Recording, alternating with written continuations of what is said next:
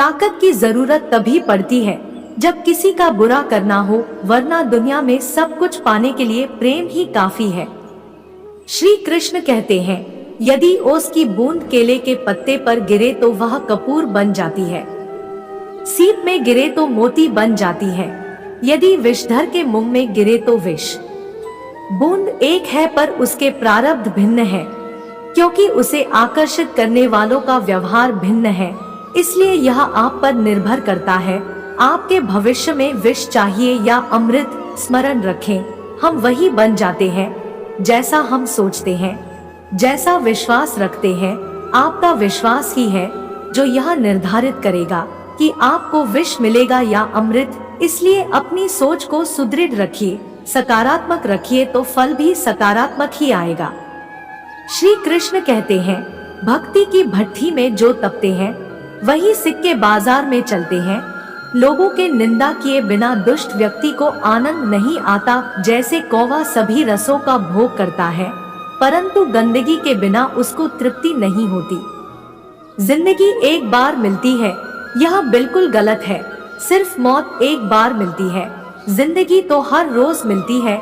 जब सोच में मोच आ जाती है तो रिश्ते में खरोच आ जाती है। जिम्मेदारियों की एक खूबी होती है, ये आपको कभी बिगड़ने नहीं देती। कानून की जरूरत बुरे लोगों के लिए है, क्योंकि सभ्य लोग तो शर्म से ही मर जाते हैं। किसी की तारीफ करने के लिए जिगर चाहिए, बुराई तो बिना हुनर के भी की जा सकती है। मेरी खामोशी से किसी को कोई फर्क नहीं पड़ता, और शिकायत में 2 शब्द कह दूं तो वो चुप जाते हैं। श्री कृष्ण कहते हैं, जब से यह सृष्टि बनी है, नदी की धारा और चट्टान के मध्य सदा संघर्ष रहा है, परंतु हर बार चट्टान की कठोरता को हारना पड़ता है, और नदी की धारा कोमल होते हुए भी कठोर चट्टान को काट देती। कभी सोचा है ऐसा क्यों होता है? चट्टान इतनी कठोर और जल कितना कोमल। चट्टान इतना दृढ़ लेकिन जल इतना लचीला होने पर भी सदा जल कठोर चट्टानों के मध्य से अपना मार्ग बना ही लेता है। कारण केवल एक ही है, और वह है लगातार चलने की क्षमता। जल निरंतर चलता रहता है और चट्टान अडिग रहती है। इसी कारण जल उसको काट के अपना मार्ग बना लेता है। इसीलिए लगातार चलते रहें, रुके मत, क्योंकि लगातार चलने से आप भी जल की तरह हर समस्या को काट सकते हैं। श्री कृष्ण कहते हैं, हम क्या करते हैं इसका महत्व कम है, किंतु हम उसे किस भाव से करते हैं इसका महत्व बहुत है। फन कुचलने का हुनर भी सीखिए। सांपों के खौफ से जंगल नहीं छोड़ा करते। उदास तो बहुत है मगर कभी जाहिर ना किया। सब ठीक है, बस इसी शब्द ने सब संभाल लिया। अनुमान गलत हो सकता है पर अनुभव कभी गलत नहीं होता, क्योंकि अनुमान हमारे मन की कल्पना है और अनुभव हमारे जीवन की सीख। अगर लड़ना ही है तो अपने कड़वे स्वभाव से लड़ो, जो किसी को अपना नहीं होने देता। गुस्सा बहुत चतुर होता है, अक्सर कमजोर पर ही निकलता है। वक्त वह तराजू है जो बुरे वक्त में अपनों का वजन बता देता है। जिसमें नुकसान सहने की ताकत हो वही मुनाफा कमा सकता है, फिर चाहे वह कारोबार हो या रिश्ते। श्री कृष्ण कहते हैं, जिम्मेदारियां भी खूब परीक्षा लेती है, जो निभाता है उसी को परेशान करती है। कहीं ना कहीं कर्मों का डर है, नहीं तो गंगा पर इतनी भीड़ नहीं होती। जो कर्म को समझता है उसे धर्म को समझने की जरूरत ही नहीं। पाप शरीर नहीं करता, विचार करते हैं, और गंगा विचारों को नहीं सिर्फ शरीर को धोती है। महत्व बोलने के भाव से ही पता चल जाता है, वरना स्वागत दरवाजे पर भी लिखा होता है। मन की लिखो तो शब्द रूठ जाते हैं, और सच लिखो तो अपने रूठ जाते हैं। जिन पैसों में अपनी मेहनत की महक ना हो वह पैसा सुख के साधन तो दे सकता है, लेकिन मन को शांति नहीं। बचपन कितना खूबसूरत था, तब खिलौने जिंदगी में थे, और आज जिंदगी खिलौना है। श्री कृष्ण कहते हैं, आपने किसी फल को पेड़ से अलग होते हुए देखा है, बड़ा दुख होता है जब आप अपने उद्यम से अलग होते हैं, परंतु यह दूरी भी आवश्यक है। आप फल को ही ले लीजिए। अपने जीवन दाता वृक्ष से अलग होकर यह न केवल किसी की भूख शांत करता है, अपितु इसके भीतर के बीज से एक नए वृक्ष का सृजन भी होगा। और कई फल उगेंगे। सृजन की प्रतिक्रिया में पीड़ा आवश्यक है। यदि पीड़ा नहीं होगी तो सृजन नहीं होगा। इस फल की भांति मनुष्य को भी अपने सगे संबंधियों से अलग होना पड़ता है, और यही अलगाव एक नए सृजन को, एक नई सृष्टि को और एक नए विकास को जन्म देता है। इसलिए ऐसे अलगाव से दुखी मत होइए, उसका स्वागत कीजिए, क्योंकि यह विकास के लिए है। श्री कृष्ण कहते हैं, गलत फहमी में जीने का मजा ही अलग है, वरना हकीकत अक्सर रुला देती है। जब तक रास्ते समझ में आते हैं तब तक लौटने का वक्त हो जाता है। यही जिंदगी है। प्यार नहीं दिखता किसी के लिए, मगर इंसान बिक जाता है अपने मतलब के लिए। जब तक किसी अपने से धोखा ना मिले तब तक समझ नहीं आता कि जिंदगी क्या है। काश उस जाते हुए वक्त को रोक सकते, आपके साथ गुजरा हुआ हर समय जोड़ सकते। मुझे नफरत पसंद है, लेकिन दिखावे का अपनापन नहीं। शीशा कमजोर बहुत होता है, मगर सच दिखाने से घबराता नहीं है। श्री कृष्ण कहते हैं, अपराध वो भावना है जिसके कारण संसार में सदा दुख ही व्याप्त रहता है।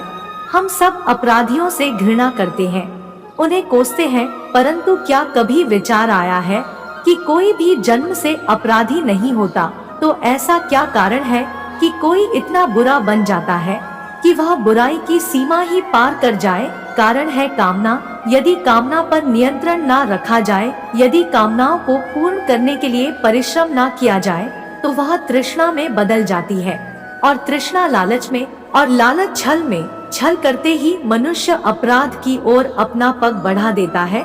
इसलिए यह अत्यंत आवश्यक कि मन की कामनाओं पर नियंत्रण रहे। यदि मन पर नियंत्रण रहेगा तो अपराध पर स्वयं नियंत्रण हो जाएगा। सबका मन करता है कि हम जीवन में ऐसे शिखर पर पहुँचे जहां हमसे ऊपर कोई ना हो, जहां हमें कुछ करने की आवश्यकता ना पड़े। कुछ लोग इस शिखर पर पहुंच भी जाते हैं, परंतु उनका मन सदा विचलित रहता है। मनोरंजक बात है कि जिस विश्राम को पाने के लिए हम इतनी मेहनत करते हैं, इतना परिश्रम करते हैं, वह हमें मिलता ही नहीं। कारण स्वयं सोचिए, वन का राजा होने के पश्चात भी सिंह को शिकार करने के लिए परिश्रम क्यों करना पड़ता है? क्योंकि राजा होने का अर्थ यह नहीं कि वह सदा सोता रहे और मृग स्वयं उसके समक्ष आकर कहे, आइए महाराज, मुझे खाकर अपनी भूख मिटाइए। ये समझ लीजिए, कार्य आपके परिश्रम से संपन्न होते हैं, केवल कामना से नहीं। यदि आप नीचे हैं तो सदा स्मरण रखें कि आपका परिश्रम ही आपको ऊंचाइयों पर ले जाएगा, और यदि आप ऊंचाई पर हैं तो वहां पर भी रहने के लिए आपको निरंतर परिश्रम करते रहना होगा। अर्थात परिश्रम से मुक्ति नहीं है, क्योंकि परिश्रम ही जीवन है। भगवान श्री कृष्ण कहते हैं कि डरो मत, ईश्वर हमेशा तुम्हारे साथ है। जब कभी हमारे मन में डर पैदा होता है तो हम भयभीत हो जाते हैं और कई सवाल मन में उथल पुथल मचाने लगते हैं कि अब क्या होगा, कैसे होगा, क्या हम हार जाएंगे या फिर कहीं यह अंत तो नहीं? हमें अपने आसपास वो सभी चीजें दिखाई देने लगती है जो वास्तव में होती ही नहीं है। हमारे मन की कल्पना ही हमारे मन के डर को जन्म देती है, और ये डर हमारे वर्तमान और भविष्य को नष्ट कर देता है। अक्सर आपने देखा होगा कि संसार में सभी लोगों को किसी ना किसी वस्तु का या फिर किसी ना किसी व्यक्ति का डर हमेशा ही सताता है, और जो सबसे बड़ा डर मनुष्य के मन में घर कर लेता है वह होता है मृत्यु का डर, जो हर एक व्यक्ति को आजीवन परेशान किए रहता है। आपने देखा ही होगा कि माता पिता अपनी मृत्यु से पहले अपने बच्चों के लिए सब कुछ करना चाहते हैं, जिससे उनके बच्चों को अपने भविष्य में किसी तरह की परेशानी ना हो और जो उनके जीवन को सरल बना सके। लेकिन क्या यह सही मार्ग है? क्या उससे उनकी संतान अपने भविष्य के प्रति इस डर के भाव को खत्म कर सकती है? भगवान श्री कृष्ण सदैव कहते हैं कि अपने जीवन काल में बहुत से कर्म करते हैं, लेकिन जो कर्म हम पहले से करते आ रहे हैं, अगर उसे कुछ अलग करना चाहते हैं तो हमें हमारी हार का या फिर हमें असफल होने का डर सताता है, और हम बिना परिणाम जाने ही अपने मन में यह सोच लेते हैं कि कुछ ना कुछ जरूर बुरा हो जाएगा। और यही भाव हमें डर की स्थिति में पहुंचा देता है। यही डर हमें अज्ञानता की ओर ले जाता है। वास्तव में यह अज्ञानता का पहला चरण है भय। भय श्रेष्ठ मनुष्य के विवेक को हर लेता है।